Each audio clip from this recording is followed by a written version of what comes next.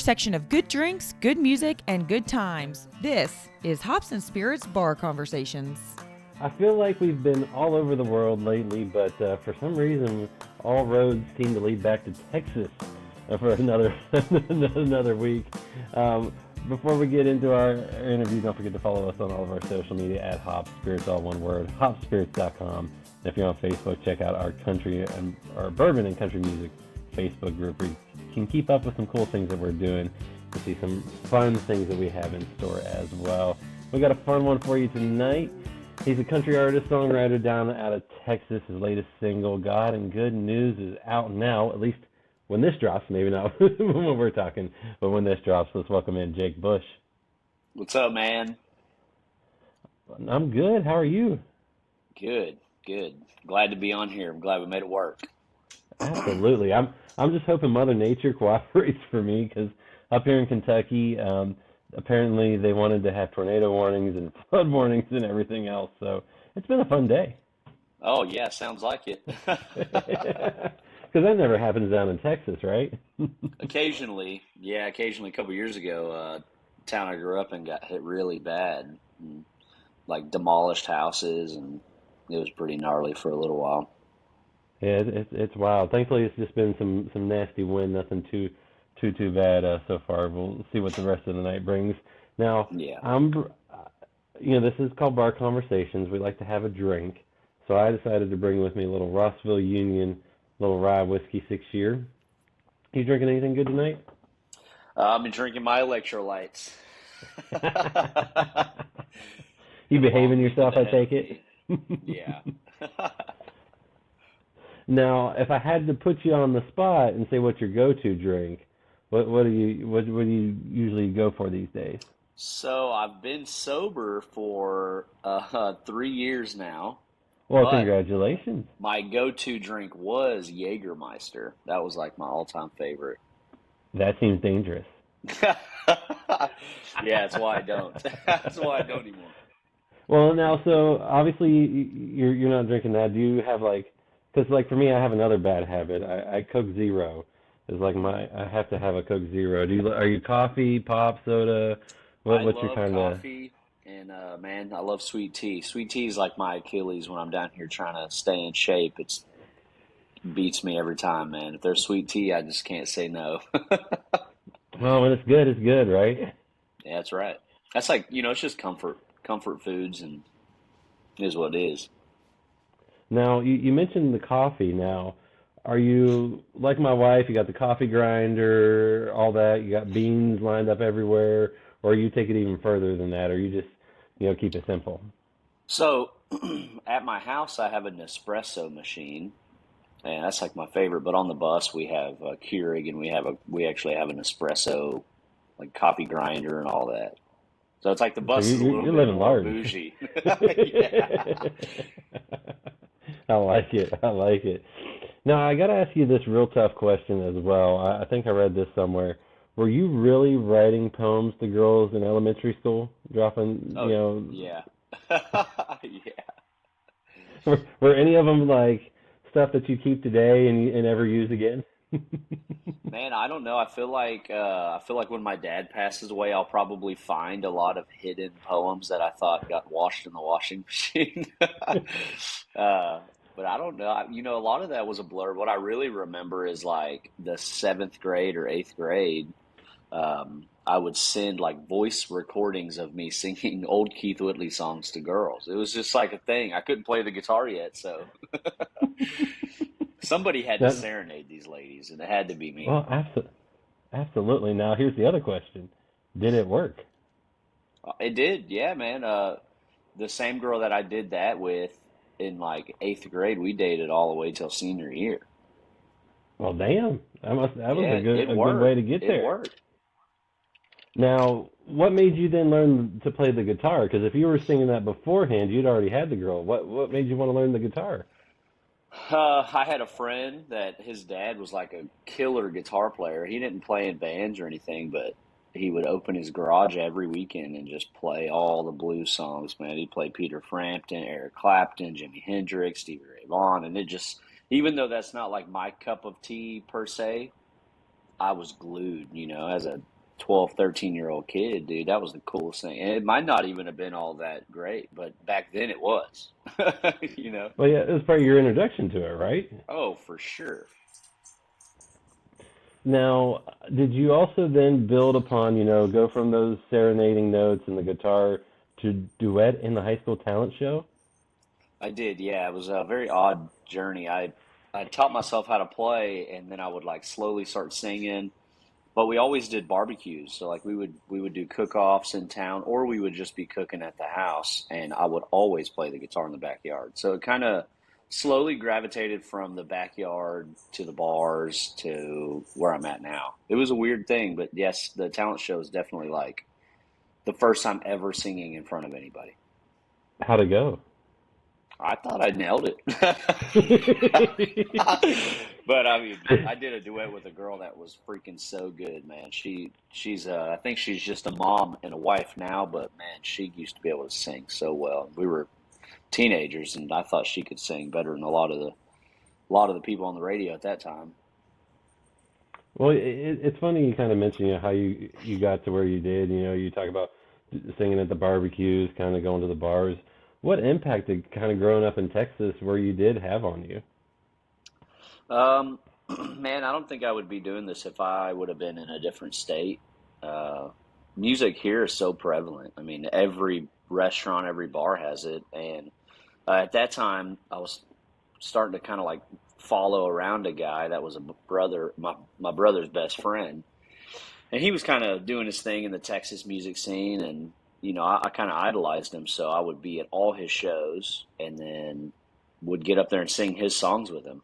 And one night I had sang with him, and he just was like, "No, you're not doing this for free anymore." And so I started doing a Thursday show, and that led to a Friday, to a Saturday, to a Tuesday, Wednesday, Thursday, Friday, Saturday, to this being my only job. Just snowballed down. Well, I was gonna say there is something cool about Texas and how much love of music they have down there. I also know you come from a big family. You're one of five kids. What's that like? One of five, and then I have two stepbrothers, so there's seven of us total. But Whew.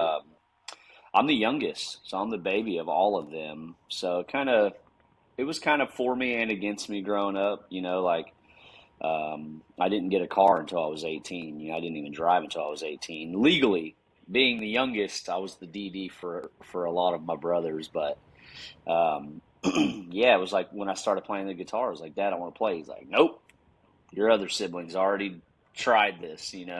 So luckily it worked out. But yeah, I loved it, man. I love growing up in a big family. It's super dysfunctional over here, and uh, you know, see a lot of my friends that don't have any siblings, and I don't think I could live like that. I love having my siblings. Well, I was gonna say, I mean, it's got to be fun to be able to, get together and catch up and do stuff. And you talk about being the youngest. Was there a lot of times they just picked on you, or were you the baby and everyone avoided picking on you? Man, I really, being that the closest age wise to my sibling was 7 years. So Oh, he was more of like my protector almost, because my dad was working all over the country in aviation, and my mom was always working. So it was kind of like my brother stepped in as that, and my sister was kind of more protective. I really never got picked on, but I put up a fight, like they taught me how to fight. And when I thought I was bigger and badder than they were, they taught me real fast that I was not. So it definitely made me tough. a But good yeah, life lesson. yeah, I never got picked on like most siblings would, I guess.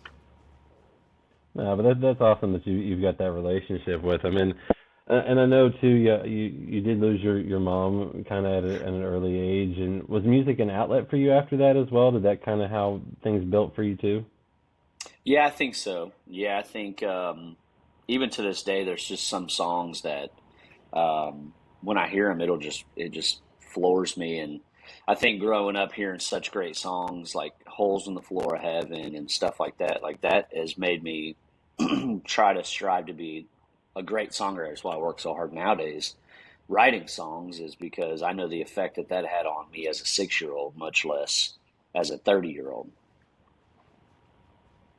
Well, and you talk about Keith Whitley and all these great artists that you were able to kind of listened to, or had an impact on you. What music were you listening to? Was it just always country, or who was it?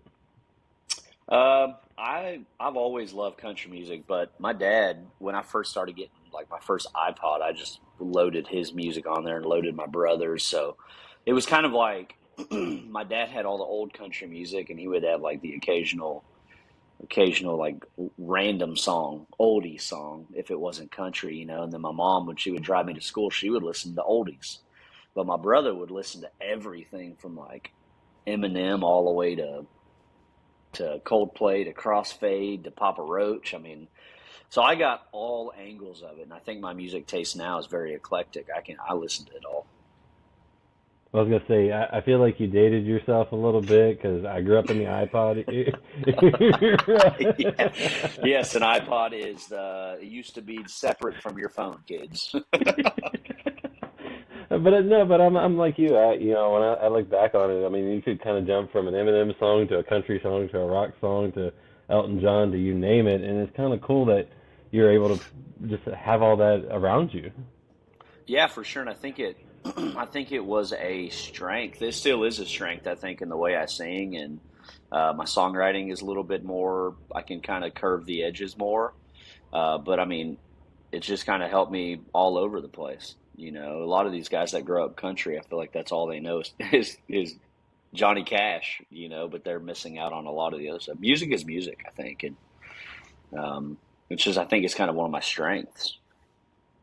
Well, a good song can transcend any genre, True and that. I think that's what's amazing about music. And you talked about this a little bit earlier that I think it was your brother's friend that you kind of just crashed and followed around.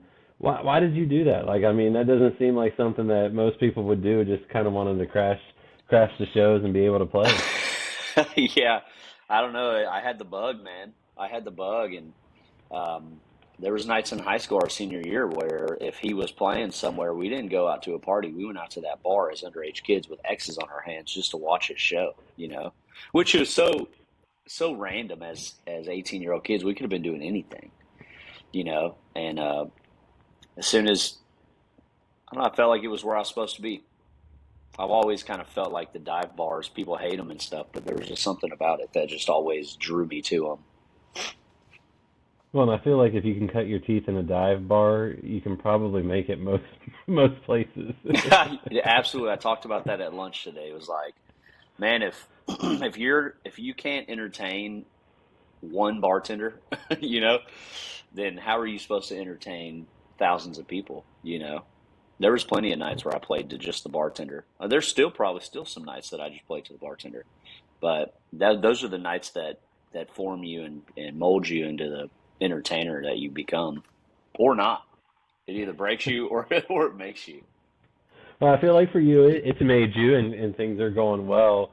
Um, but did you know music was always going to be where you'd end up? It sounds like that's kind of the case with everything you had done. But I mean, when did that thought kind of come in? So my whole life, I always kind of wondered like what was pushing me to this point in my life. Is this where I'm supposed to be? Um, and so I started this in around 2015. And so 2 years, 3 years later, my grandmother passed away. And we had found some pictures of me with like a microphone, like pictures I had never seen my whole life. I thought that I just wondered upon this music thing. And there's just been certain aspects throughout my career that have been like, oh yeah, I'm supposed to be right here.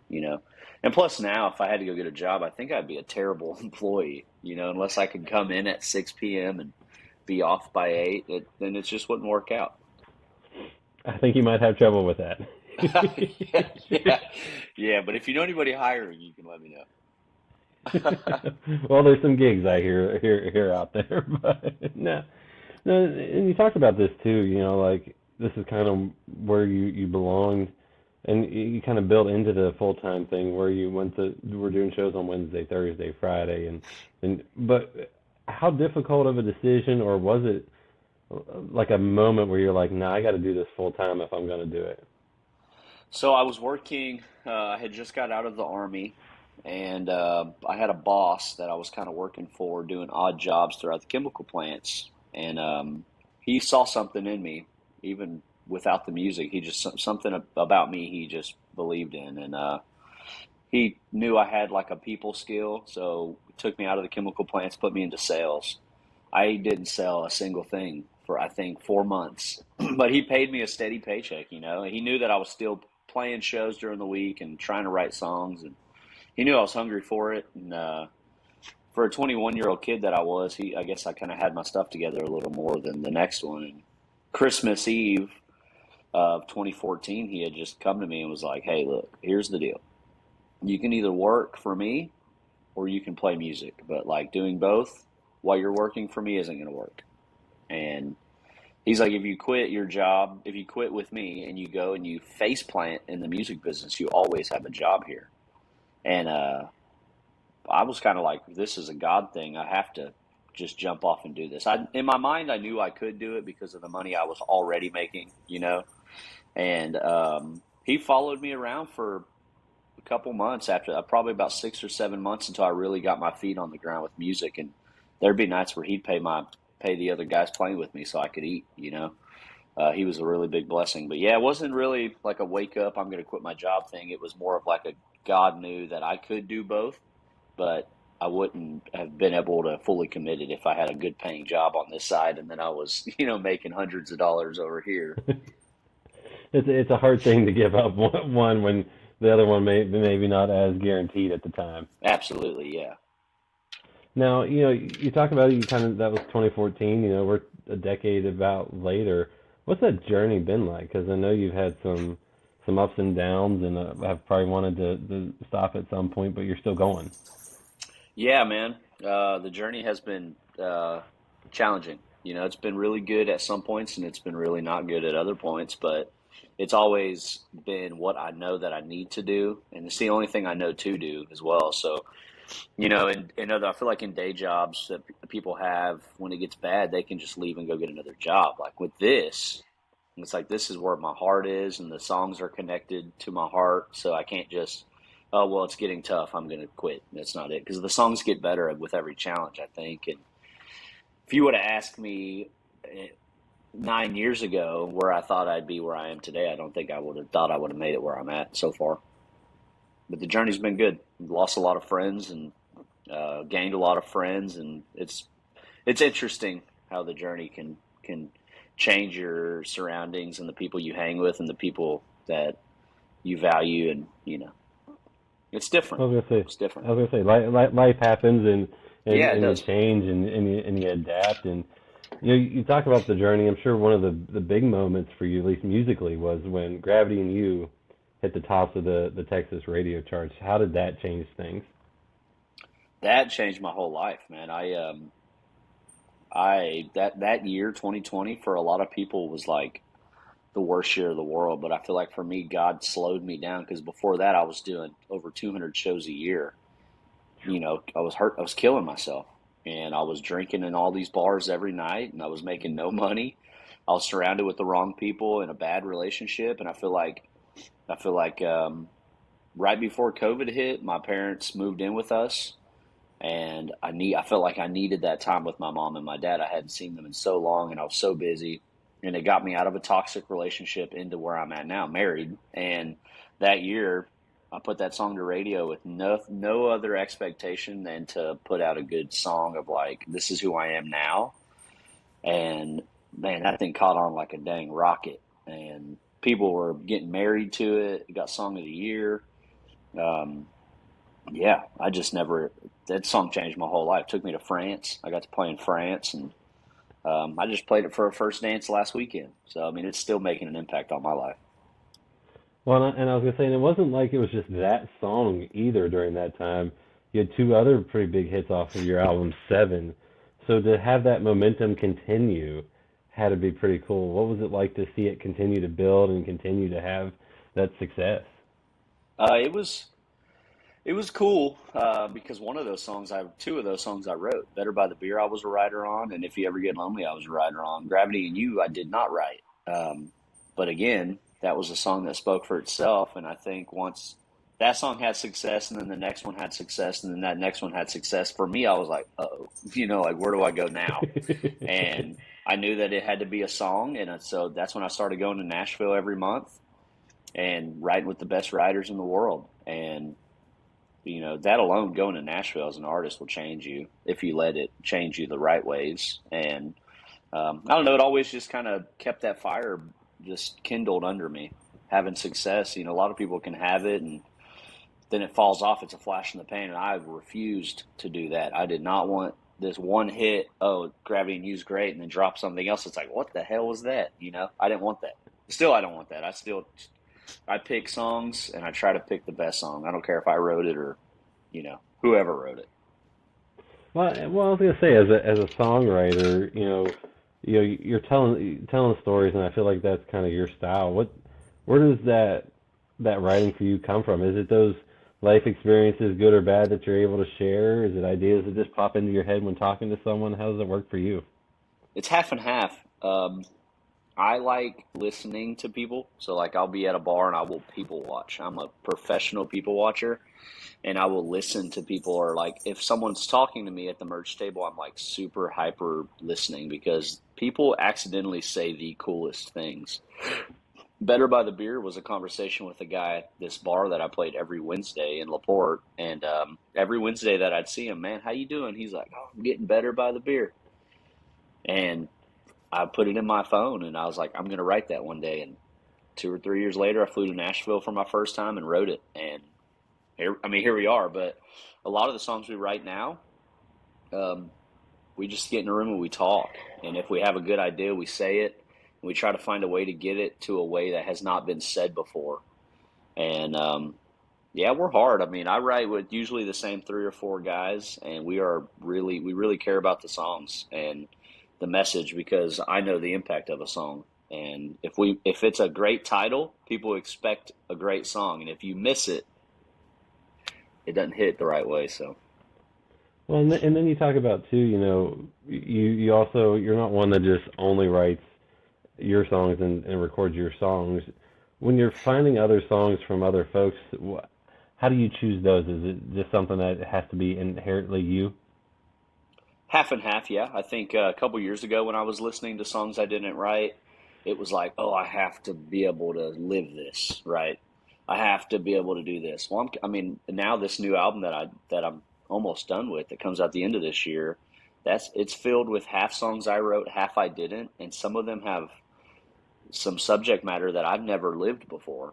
But I think the magic of country music is to be able to make the listener convinced that you wrote that song, you live that song. Johnny Cash didn't shoot a man in Reno, but everyone thought he did. That's the magic of country music. Absolutely, I love that, and I think you did a good job too of kind of being that storyteller, because your next album after Seven was Where the '90s Meet Now. How did that kind of come about? Why did you kind of want to go down that road? Well, Gravity and You, I think, was like the figuring out who I was as a man and as an artist and as a songwriter, and kind of where I was at in my life. That was the season of my life for that album. So I've always thought that, man, I'm '90s country through and through. I'm a product of Mark Wills and Chris Cagle and Alan Jackson and Daryl Singletary. All the guys that we're just obsessed with. It's like, yes, that's the era. That's me. And somebody asked me how I would describe me, and I just like, my sound is, if the '90s country music were to just collide with right now, that's who I am. Minus all the stuff that people will not like. The clap tracks and all the other stuff. But Well, we it's still keep doing updated. still. Yeah. That's the now Yeah. part. And obviously you're moving even further along now. Your newest release, God and Good News, by the time this drops will come out. Can you talk a little bit about that song? Absolutely, yeah. That's probably my favorite song I've ever been able to write. I wrote that with Jesse Robb Jr. and Jacob Boyd. Jesse's written songs for Cody Johnson like Dancer Home and Made a Home, and he's got one on the new second half of this album coming out called Over Missing You. He was another guy that I kind of idolized. So we write songs almost every Monday, and him and I go to Nashville every single month, once a month, for a week and write songs. And we believe in a lot of the same stuff. So my wife and I were watching this movie called The Blind.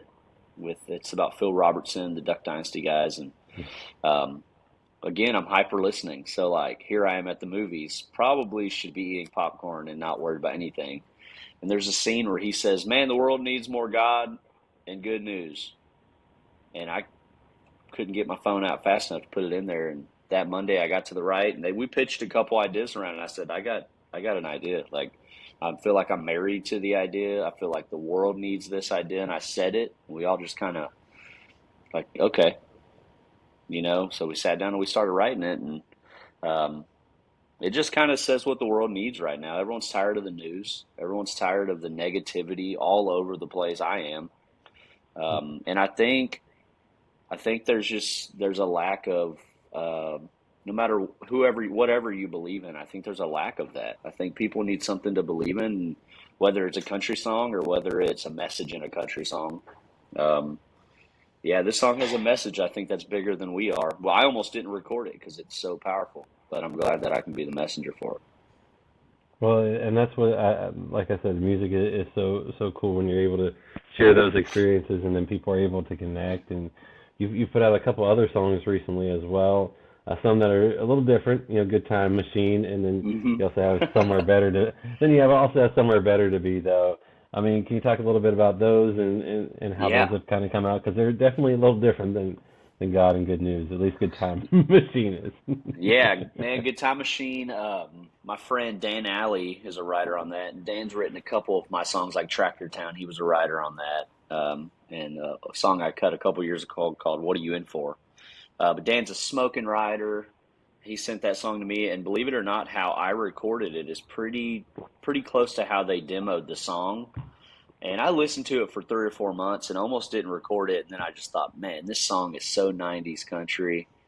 And I just kind of felt like if we did this song, it's different, but you have to evolve and you have to get out of your comfort zone. So my producer I'm working with, Phil, he's like, look, this is a you song, this is a us song. We're gonna cut it. If it People love it, they love it. If they hate it, they hate it. But jukebox are gonna play it. So, and then Somewhere Better to Be. I'm coming up on 1 year being married here in a couple weeks, and clearly I'm 3 years sober, and I'm just in a different area, season of my life, and I felt like that song was where I'm at right now. Instead of hanging in the bars late at night or on my off nights, I'm at home with my wife and my dog, and I do podcasts for fun now. Hey, I love it. No, that song when I was listening to it, I was like, you know what? There's just something to it because like some nights my buddies will be like, where you at? And I'm like, I'm home with my wife and my kid and just having a good time. And they, like I said, it's cool to see yourself in those songs. And for you, when people, whether it was Gravity in You or something like Good Time Machine or whatever, when they're like, man, I just took me back to wherever. How cool is it when people share those stories with you and kind of tell you their experiences? That's what it's about, man. You know, that's what it's about, and I think so. I have some songs coming out on this album that there's going to be a lot of that. I hope that where people say, "Man, I didn't know I needed to hear that song," or "This song reminded me of my dad that I lost," or I, this album's going to be jam packed with songs that have messages that, and every one of them is different. There's not one song on there the same as the next, and there's songs about making up for lost time on this album. There's songs about God. Um, there's songs about my wife. You know, I just I think ultimately more than anything for my music, I do want people to almost feel like they have to come up and say, "Hey, that song moved me." I want them to listen to it on the Saturday night at the bar, but I also want them to be able to listen to it on Sunday on the way to church or on the way home from church. Hey, I was gonna say it's the full ride, full circle moment, and you talk about more new music album coming. When can folks expect that? Don't want you to get in trouble. I know you can't Yeah, put dates and yeah. and all that, but Well, we only have a couple more songs to record for it. Um, so that we're hoping for October. I'm really hoping for October, November. Um, but again, it's not my time; it's God's. I think so. I can have a plan all I want to, but um, I'll keep dropping songs almost every month throughout the rest of the year, and then whatever's left will be on the album. And yeah, but what you can expect, songs like Good Time Machine, songs like Somewhere Better to Be, and um, then now God and Good News. So they're all, that's kind of what you hear is what you get, and they're not even the best songs on this album. So if you love those, everyone's going to be in for a treat. I like it. A good tease, a good tease. And you talk about, you're a road warrior doing a ton of shows.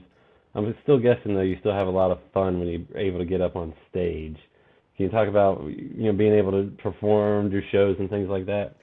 Oh, absolutely, yeah. But I think being on stage is one of my favorite things in the whole world. Sometimes, some nights it's not. Stuff just doesn't go your way, but I love it, man. That's where I'm most me, and that's where I'm most at home is is up there, man. And plus, people are coming there and they spend their money to forget about their problems. So you'll never see me bring my problems up there because it's not about me. It's about these songs and the people that need to hear them. And yeah, I love it, man. I live for it. Now, I always ask this question, and I'm always curious about it. What's your favorite song to perform right now, whether it's yours or someone else? Like, what's your favorite? Um, I would probably say God and Good News. Yeah, it's probably my favorite. It was Good Time Machine. Good Time Machine's still one of my favorites. That like steals the energy from the room and just lights it up, man. People they might not even know the song, but the melody and everything, it just makes you just want to go crazy. I You was might gonna want say to you go to get out on jail. the I don't floor. know. Yeah. Well, hopefully not. Hopefully not. But Yeah. at least on the dance floor. Yeah. Yeah. Yeah. And as we wrap up, obviously, you said more new music's coming, an album by the end of the year, hopefully. So, obviously that's a lot. I mean, what else can folks expect from you the rest of this year?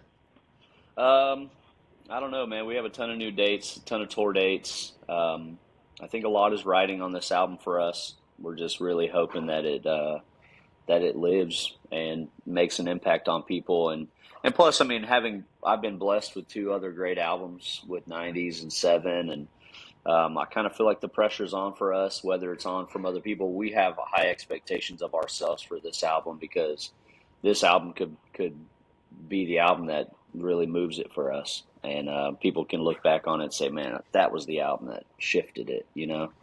And so we're kind of just taking it day by day, man. We're still steadily writing songs, and so I'll never run out of songs, hopefully. And yeah, that's pretty much it, man. We're looking forward to touring all around the U.S. and all around Texas, and be back in Nashville, and then just keep pumping these songs out. Well, sounds like it's a good year, and like I said, everything I've heard so far has been awesome, and I can't wait to see what you have next. And Jake, thanks for hanging. Of course, man. Thanks so much for having me. Find more from Hops and Spirits at hopspirits.com. Thanks, everybody. Bye.